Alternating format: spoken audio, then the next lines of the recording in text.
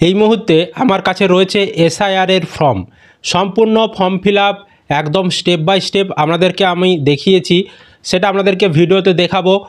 বিবাহিত মহিলাদের কিভাবে ফর্ম পূরণ করবেন, এছাড়াও যাদের বাবা মায়েদের লাস্ট এসআইআর 2002-এর লিস্টে নাম নেই তাদের জন্য আরও দুজন আত্মীয়ের নাম যোগ করা হয়েছে, দাদু ঠাকুমার, তাদের নাম আপনারা দিয়ে কিভাবে ফর্ম পূরণ করবেন, সম্পূর্ণ পদ্ধতি স্টেপ বাই স্টেপ প্রতিটি অপশান আপনাদেরকে বুঝিয়ে আজকের এই ভিডিওতে দেখিয়ে দেব। অবশ্যই ভিডিওটি আপনাদের উপকারে আসবে, শেষ পর্যন্ত ভিডিওটি দেখতে থাকুন। চ্যানেলে নতুন হলে এই ধরনের লেটেস্ট আপডেট পাওয়ার জন্য অবশ্যই চ্যানেলটিকে সাবস্ক্রাইব করে রাখবেন, বন্ধুদেরকে ভিডিওটা বেশি বেশি করে শেয়ার করে সকলকে খবরটি জানতে সাহায্য করবেন। ফেসবুক থেকে দেখলে পেজটি ফলো করে রাখবেন। চলুন আপনাদেরকে আমি ফর্ম পূরণ দেখাতে থাকি। আপনারা স্ক্রিনে যে ফর্মটি দেখতে পাচ্ছেন এই ফর্মটি আপনার বাড়িতে বিএলও দিয়ে যাবে এবং ফর্ম পূরণ হয়ে গেলে আপনার কাছ থেকে আবার তারা নিয়ে যাবে। এই ফর্মের উপরেই এরকম লেখা থাকবে ভারতের নির্বাচন কমিশন গণনার ফর্ম। তো এটা হচ্ছে বাংলার ফর্ম, আমাদের পশ্চিমবঙ্গে কিন্তু এই বাংলা ফর্মেই এসআইআর হবে। একটা ইংরাজি ফর্ম আপনারা প্রথমে দেখেছেন, সেই ইংরাজি ফর্মে কিন্তু হবে না, তাই এই বাংলা ফর্মটা আপনারা দেখে নিন। তো ফর্মের উপরে এরকম name and contact number of BLO, অর্থাৎ আপনার এলাকার যিনি বিএলও তার নাম, ফোন নাম্বার লেখা থাকবে, যাতে আপনি প্রয়োজনে তাকে কল করতে পারেন। এবং আপনার নামে ফর্মটা ছাপানো অবস্থায় আসবে। এখানে আপনার নাম, তারপর আপনার ভোটার কার্ডের নাম্বার, ঠিকানা এগুলো লেখা থাকবে আগে থেকেই এই বাম দিকের ঘরটায়। আর এই দ্বিতীয় ঘরে আপনার ভোটার কার্ডের যে পার্ট নাম্বার, সিরিয়াল নাম্বার, রাজ্যের নাম, বিধানসভার নাম সেগুলো লেখা থাকবে। এখানে একটি এরকম কিউআর কোড থাকবে, এই কিউআর কোড স্ক্যান করে সমস্ত তথ্য দেখতে পারবেন আপনারা। আর এখানে বর্তমানে আপনার ভোটার কার্ডে যে ছবিটি রয়েছে সেই ছবিটি কিন্তু থাকবে। তো এখান থেকে আপনি যে ছবিটা রয়েছে দেখে নেবেন আপনারই ছবি কিনা। আর এখানে দেখুন সাম্প্রতিক ফটো সাঁটুন বলে লেখা রয়েছে, এই জায়গাটায় আপনি বর্তমানে একটি ছবি উঠবেন, উঠে রঙিন ছবি পাসপোর্ট মাপে উঠবেন, সেই ছবিটি এখানে আপনি চিটিয়ে দেবেন। বুঝতে পেরেছি?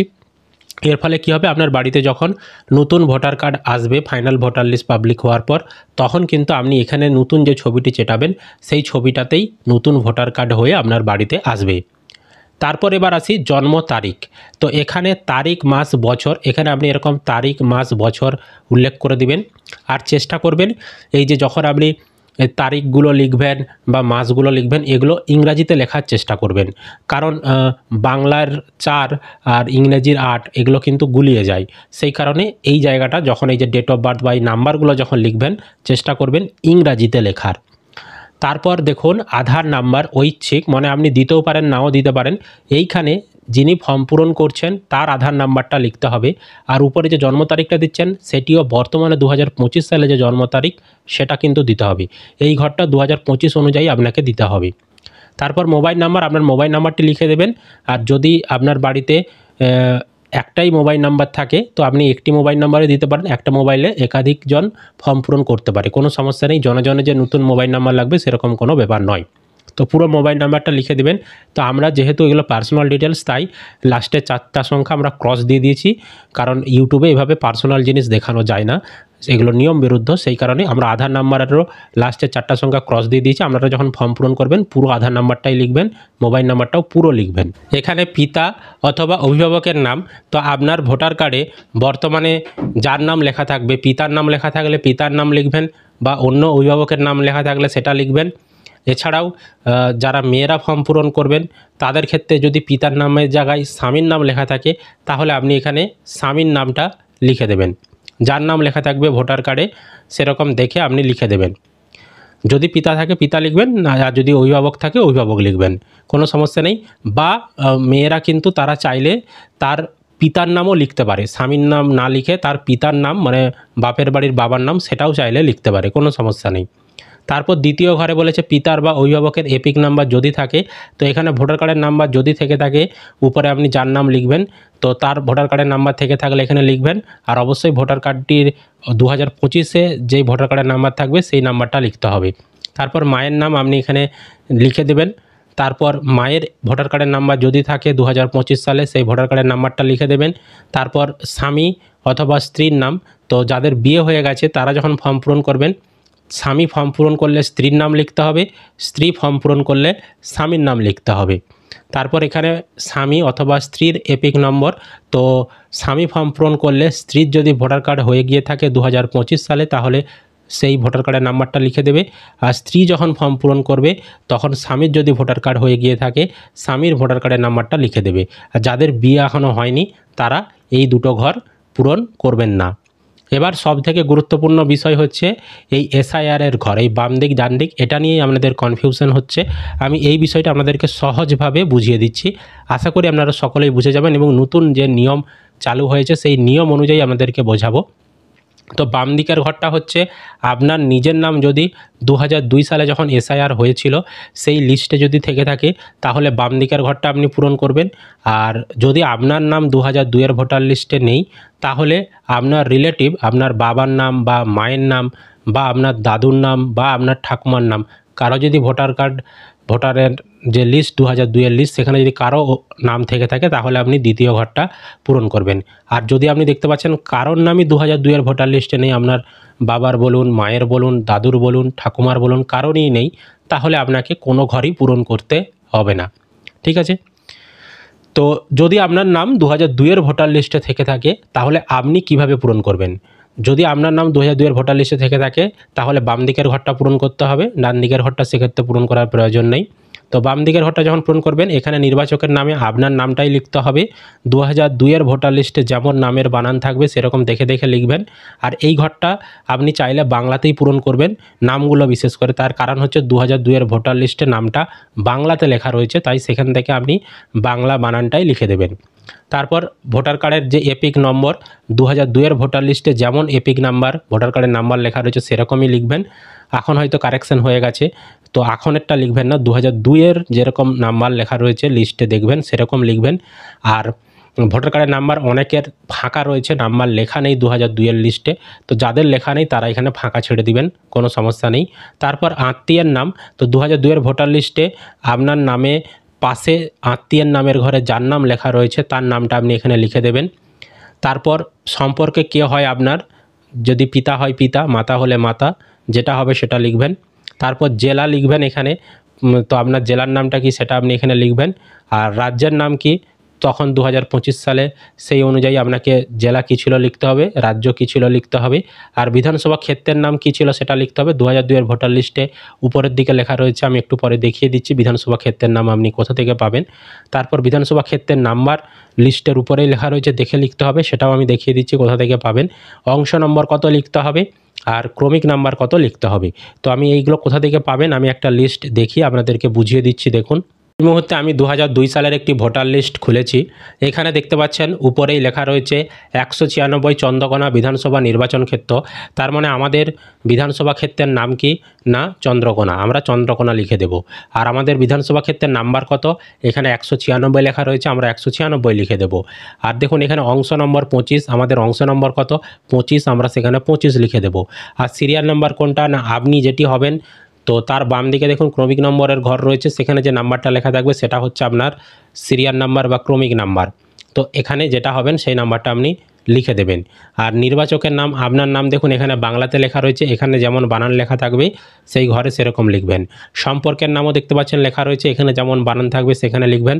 সম্পর্ক কে হয় সেটাও এখানে লেখা রয়েছে, দেখে লিখবেন। আর এবং সচিত্র পরিচয়পত্র নম্বর মানে আপনার তখনকার ভোটার কার্ডের নাম্বার কী ছিল সেটা এখানে লেখা রয়েছে, সেরকম আপনি দেখে ফর্ম ফিল আপের জায়গায় লিখবেন। এবার দেখুন আপনার নাম 2002-এর ভোটার লিস্টে নেই কিন্তু আপনার আত্মীয়দের নাম রয়েছে, তো তাদের তথ্য আপনি কিভাবে দেবেন। তো এখানে এই নামের ঘরে আপনাকে কিন্তু 4টা সম্পর্কের মধ্যে যে কোনো একজনের নামটা লিখতে হবে যার নাম 2002-এর ভোটার লিস্টে রয়েছে। তো বর্তমানে আজকের দিন পর্যন্ত যে নিয়মটা দেখা যাচ্ছে বিএলওদের যে অ্যাপ, সেখানে যাদের যাদের সম্পর্কের ম্যাচিংয়ের লিস্ট দেখা যাচ্ছে সেটা এখানে বলা হয়েছে, হয় আপনার বাবার নাম লিখতে হবে, নয় মায়ের নাম লিখতে হবে, অথবা আপনার দাদুর নাম, অথবা আপনার ঠাকুমার নাম লিখতে হবে। এই 4 জনের মধ্যে কোনো একজনের নাম 2002-এর ভোটার লিস্টে রয়েছে কিনা আপনাদেরকে খুঁজতে হবে। অনেকের ক্ষেত্রে বাবা মায়ের নাম 2002-এর ভোটার লিস্টে নেই, কিন্তু দেখা যাচ্ছে যে তার বাবা মা মানে আপনার দাদু ঠাকুমার নাম 2002-এর ভোটার লিস্টে রয়েছে, তো আপনি কিন্তু তাদের নামও এখানে দিতে পারেন। বুঝতে পেরেছি আপনাদেরকে, বাবা মায়ের নামই যে দিতে হবে সেরকম কোনো বাধ্যবাধকতা নেই, আপনি বাবা মায়ের নাম না থাকলে দাদু ঠাকুমার নাম দেবেন। বুঝতে পেরেছি। তো প্রথমে চেষ্টা করবেন বাবা মায়ের মধ্যে কারো নাম রয়েছে কিনা খোঁজার, যদি দেখেন বাবা মায়ের নাম নেই সেক্ষেত্রে দাদু বা ঠাকুমার নাম রয়েছে কিনা সেটা খুঁজে দেখবেন, যারটা খুঁজে পাবেন তারটাই কিন্তু দেবেন। এর বাইরে এখন পর্যন্ত কিন্তু বাকিদের নাম দেওয়ার ঘর এখনও কিন্তু আসেনি, মানে কাকু, জেঠু, স্বামী, হ্যাঁ, এই ধরনের কিন্তু এখনও অপশান আসেনি। যদি পরবর্তী সময়ে ওই সকল সম্পর্কগুলো অ্যাপ্রুভ করে নির্বাচন কমিশন, সেই তথ্য আপনাদেরকে আমরা জানিয়ে দেবো। বর্তমানে ওই 4টি সম্পর্কেই কিন্তু অ্যাপ্রুভ করেছে।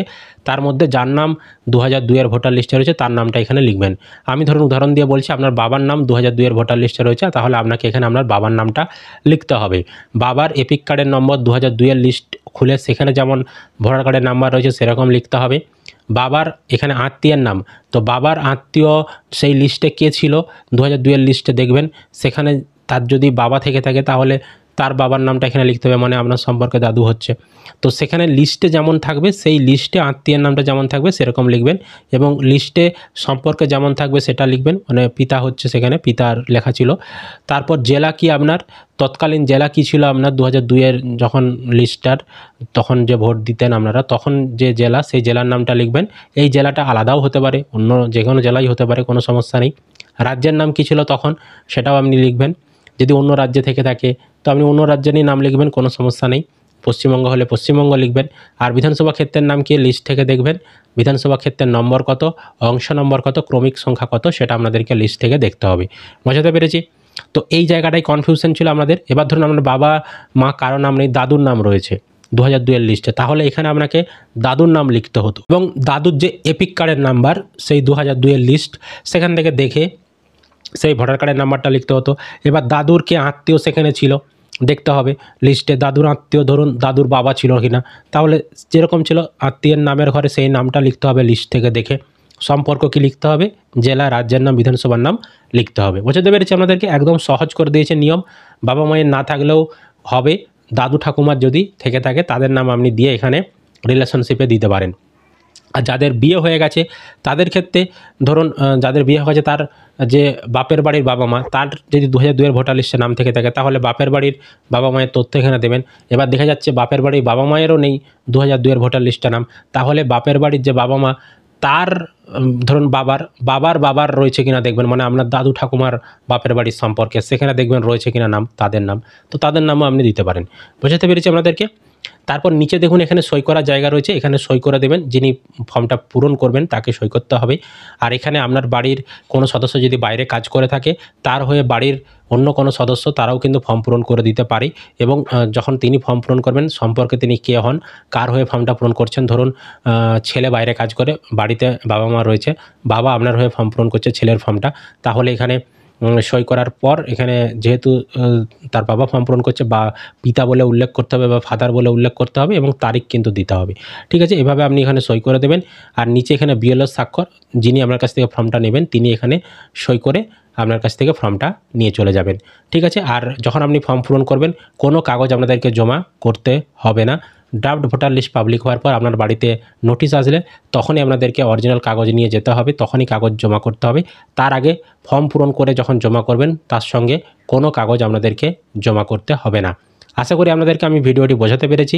যদি কোনো প্রশ্ন থাকে কমেন্ট করে জানাবেন, আমরা সেই নিয়ে আলাদাভাবে আপনাদের জন্য ভিডিও বানিয়ে দেব। তো ভিডিও ভালো লাগলে অবশ্যই লাইক করবেন, বন্ধুদেরকে ভিডিওটা শেয়ার করে সকলকে খবরটি জানতে সাহায্য করবেন। আর চ্যানেলে নতুন হলে এই ধরনের ইনফরমেটিভ আপডেট পাওয়ার জন্য অবশ্যই চ্যানেলটিকে সাবস্ক্রাইব করে রাখবেন। ফেসবুক থেকে দেখলে পেজটি ফলো করে রাখবেন।